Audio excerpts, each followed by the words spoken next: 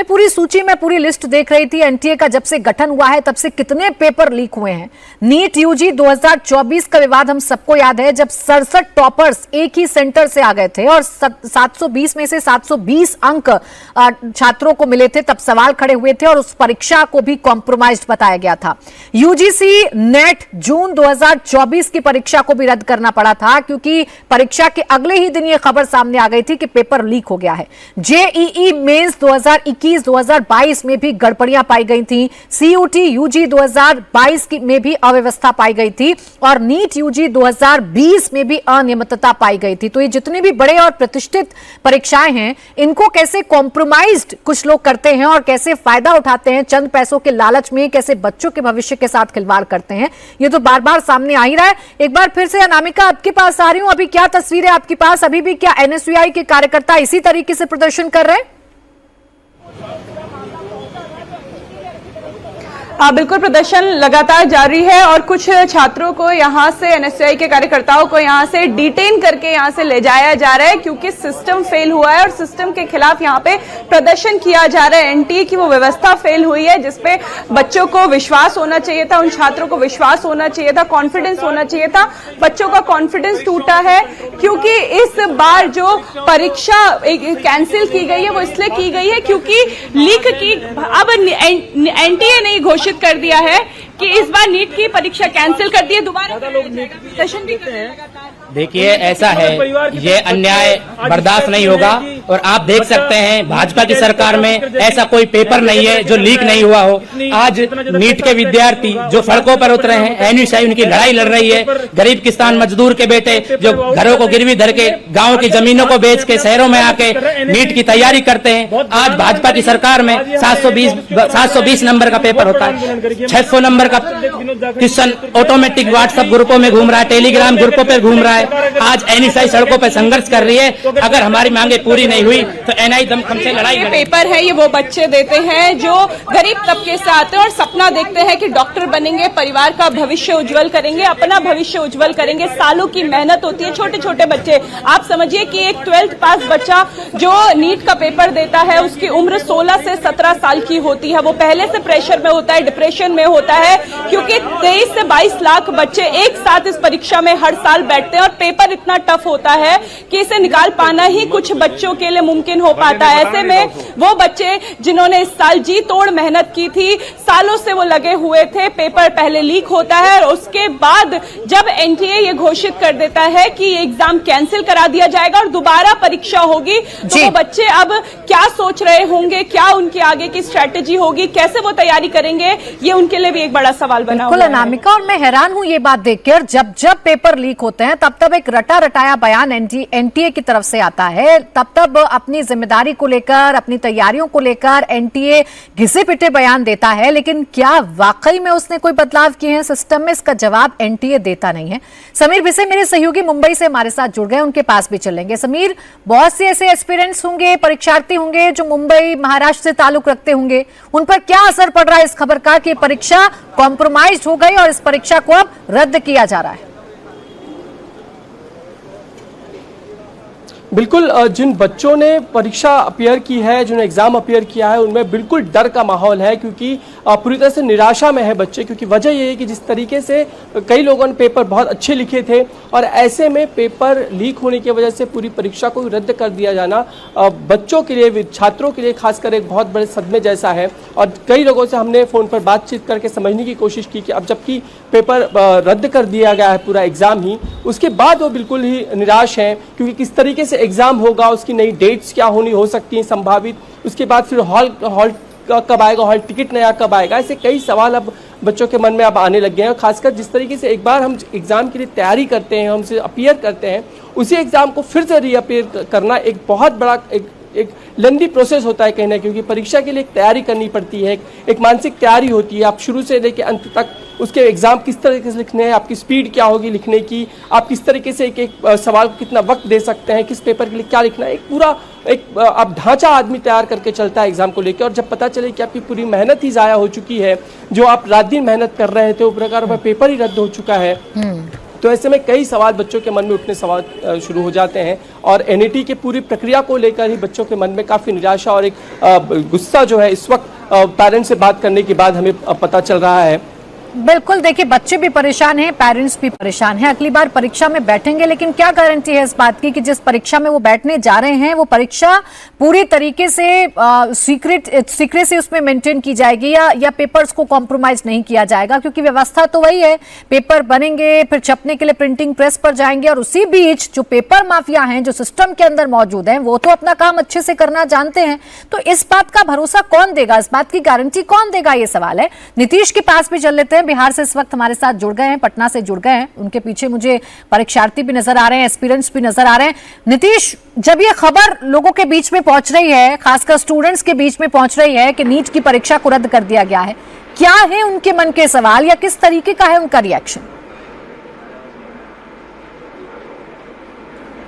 जी हाँ, देखिए बिल्कुल बिहार में करीब 1,60,000 बच्चों ने नीट की परीक्षा दी थी और सबको इंतजार था कि अब आगे क्या होगा। अब जो खबर आई है, एक क्लासरूम में मौजूद है, यहाँ पर ये तमाम बच्चे जो आपको नजर आ रहे हैं ये बिहार के अलग अलग जिलों से आए हुए बच्चे हैं और जैसे ही ये खबर इन तक पहुंची है सब काफी निराश है इस बात को लेकर, क्योंकि कई छात्र ऐसे हैं जिन्होंने परीक्षा दी थी, उम्मीद थी कि इस बार हो जाएगा, इस बार उनका चयन हो जाएगा। ये बताइए क्या नाम है आपका? मेरा नाम तौहीद है। अच्छा, तो आपने परीक्षा दी थी? जी। तो आपको जानकारी मिली कि नीट की परीक्षा रद्द हो गई है? अभी तो मिली थी, नहीं मिली थी मुझे, अभी आपसे पता चल रही है। अच्छा, इससे पहले भी ये पहली बार दे रही थी? फर्स्ट अटेम्प्ट था। अच्छा, तो क्या लगता है कि बार बार ये उम्मीद होगी, पेरेंट्स को भी इंतजार रहता होगा कि शायद इस बार आप एमबीबीएस की पढ़ाई के लिए बढ़ें, तो अब ये खबर जब पहुंची है तो क्या कहें? सर मेरे पेरेंट्स को तो इस बार पता नहीं था। आपका क्या नाम है? सन्नी राजकुमार। अच्छा, तो ये नीट की परीक्षा रद्द हो गई, कितने दिन से पटना में तैयारी कर रहे हैं? हम 1 ईयर से, 1 साल से। 1 साल से। जी सर, 12th में है। तो इस बार तो उम्मीद थी कि आप निकल सकते हैं? जी सर, उम्मीद तो था, लेकिन अब खबर तो आ गई है, परीक्षा रद्द हो गई है। जी सर, थोड़ा अफसोस तो हो रहा है, जो इस बार होने का उम्मीद था वो तो टूट चुका है सर। अब आगे क्या होता है देखना पड़ेगा। आपका क्या नाम है? आयुष कुमार। नीट की परीक्षा रद्द हो गई है, क्या कहेंगे? इस बार कितने समय से, कब से आप यहाँ रहकर तैयारी कर? 1 साल से यहाँ अभी हैं पटना में, और इस बार एग्ज़ाम दिए थे, मेरा फर्स्ट अटैम्प्ट था 26 में, और एग्ज़ाम कुछ अच्छा नहीं गया मेरा, तो इस फिर से आए करने प्रिपरेशन, और रद्द हो गया। इसके बारे में कुछ ज़्यादा जानकारी नहीं है अभी हमको।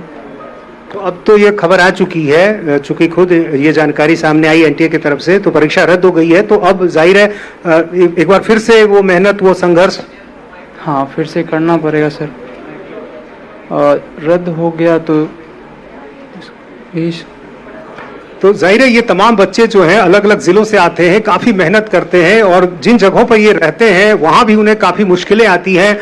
कई बच्चे जो हैं बिल्कुल ग्रामीण पृष्ठभूमि के हैं, कमजोर परिवार के हैं, और जाहिर है जब ऐसे में एक बार फिर से परीक्षा रद्द होने की खबर आई है तो निश्चित रूप से ऐसे जो इनके अभिभावक हैं या जो फिर ये बच्चे हैं, उन सबों के लिए एक काफी चिंता वाली खबर है।